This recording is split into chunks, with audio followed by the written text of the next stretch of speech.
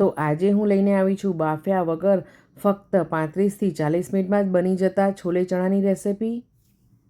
જો તમને મારી આ રેસિપી ગમે તો લાઈક કરજો, શેર કરજો અને મારી ચેનલને સબસ્ક્રાઈબ કરજો। તો આ વન પોટ મીલ ઇન્સ્ટાપોટની રેસિપી છે જે આપણે ફક્ત 35થી 40 મિનિટમાં જ બનાવી દઈશું। જય અંબે, જય શ્રી કૃષ્ણ મિત્રો, કુમુસ કિચનમાં તમારું સ્વાગત છે। ચાલો રેસિપી સ્ટાર્ટ કરીએ। તો અહીંયા મેં 1 કપ છોલે ચણાને સારી રીતે ધોઈ અને ઓવરનાઇટ માટે પલાળી દીધા હતા। તમે જોઈ શકો છો કે ઓવરનાઇટ પલળી ગયા પછી આપણા ચણા કેવા સરસ ફૂલીને ડબલ થઈ ગયા છે। તો આપણે તેને ઇન્સ્ટાપોટમાં બનાવવાના છે। તો આપણે પહેલાં ઇન્સ્ટાપોટ સ્ટાર્ટ કરી દઈશું। ઇન્સ્ટાપોટના મેઇન મેન્યુમાં જઈ અને આપણે સોતેનું બટન પ્રેસ કરવાનું છે। હવે આપણે તેમાં 3થી 4 ટેબલ સ્પૂન જેટલું તેલ એડ કરીશું અને તેલ ગરમ થાય એટલે તેમાં 1 ચમચી જેટલું જીરું એડ કરીશું।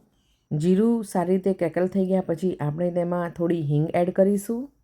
હિંગ એડ કર્યા પછી આપણે તેમાં ખડા મસાલા એડ કરીશું, જેમાં તમાલપત્ર, આખું લાલ મરચું, તજ, લવિંગ અને ઇલાયચી એડ કરીશું અને તેને 1 મિનિટ માટે સારી રીતે સોતે કરી દઈશું। અહીંયા આપણા ખડા મસાલા સારી રીતે સોતે થઈ ગયા છે અને હવે આપણે તેમાં ડુંગળી એડ કરવાની છે। તો મેં અહીંયા 2 મોટી ડુંગળીને એકદમ ફાઇન ચોપ કરીને લીધેલી છે। ડુંગળી એડ કર્યા પછી તેને સારી રીતે સોતે કરી લઈશું અને તેનો કલર ચેન્જ થાય અને ટ્રાન્સપરન્ટ થાય ત્યાં સુધી તેને સોતે કરી લેવાની છે। હવે તમે જોઈ શકો છો કે આપણી ડુંગળી સારી રીતે સોતે થઈ ગઈ છે અને તેનો કલર પણ ચેન્જ થઈ ગયો છે। તો હવે તેમાં આપણે આદુ, મરચાં અને લસણની 1 ટેબલ સ્પૂન જેટલી પેસ્ટ નાખીશું। આદુ, મરચાં, લસણની પેસ્ટને આપણે સારી રીતે 1થી 2 મિનિટ માટે સોતે કરી લેવાની છે। તો તમે જોઈ શકો છો કે આપણી પેસ્ટ સારી રીતે સોતે થઈ ગઈ છે। હવે આપણે તેમાં ટામેટાં એડ કરવાના છે। તો અહીંયા મેં 2 મોટા ટામેટાને ફાઇન ચોપ કરીને લીધેલા છે। ટામેટાં એડ કર્યા પછી આપણે 1/2 ટીસ્પૂન જેટલું મીઠું એડ કરીશું અને તેને સારી રીતે મિક્સ કરી દઈશું। હવે આપણે ટામેટાને ઢાંકીને જ્યાં સુધી સોફ્ટ થાય ત્યાં સુધી આપણે એને કૂક થવા દઈશું। 3થી 4 મિનિટ પછી આપણે જોઈ શકીએ છીએ કે ટામેટાં સારી રીતે સોફ્ટ થઈ ગયા છે અને કૂક પણ થઈ ગયા છે અને તેમાંથી તેલ પણ છૂટું પડી ગયું છે। તો હવે આપણે તેમાં ડ્રાય મસાલા એડ કરીશું। ડ્રાય મસાલામાં આપણે મરચું, હળદર, ધાણા જીરું, સ્વાદ પ્રમાણે મીઠું અને છોલે મસાલો એડ કરીશું અને તેને સારી રીતે મિક્સ કરી લઈશું। તો આપણો બધો જ મસાલો સારી રીતે મિક્સ થઈ ગયો છે। હવે આપણે 2 ટેબલ સ્પૂન જેટલું દહીં લઈશું અને તેને સારી રીતે મિક્સ કરી અને આ મસાલામાં એડ કરીશું। તો દહીંને આપણે મસાલા સાથે સારી રીતે મિક્સ કરી લેવાનું છે અને દહીં નાખવાથી આ છોલેનો ટેસ્ટ એકદમ રેસ્ટોરન્ટ જેવો જ આવે છે। તો અહીંયા દહીંને આપણે સારી રીતે મિક્સ કરી લેવાનું છે। તો તમે જોઈ શકો છો કે ગ્રેવી સાથે આપણું દહીં સારી રીતે મિક્સ થઈ ગયું છે। હવે ગ્રેવીમાં આપણે પલાળેલા છોલે એડ કરી દેવાના છે અને તેને સારી રીતે મિક્સ કરી લેવાના છે। તમે જોઈ શકો છો કે આપણા છોલે મસાલા સાથે સારી રીતે મિક્સ થઈ ગયા છે। હવે આપણે તેને 2થી 3 મિનિટ માટે ઢાંકીને મૂકી દઈશું। 2થી 3 મિનિટ પછી તમે જોઈ શકો છો કે આપણા છોલે સારી રીતે મસાલા સાથે મિક્સ થઈ ગયા છે। હવે આપણે તેમાં પાણી એડ કરવાનું છે। છોલેમાં આપણે ગરમ પાણી એડ કરવાનું છે।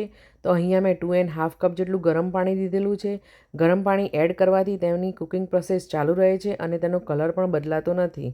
ગરમ પાણી એડ કર્યા પછી આપણે તેને સારી રીતે મિક્સ કરી લેવાનું છે અને અહીંયા મને મીઠું થોડું ઓછું લાગ્યું તેથી મેં થોડું મીઠું એડ કર્યું છે।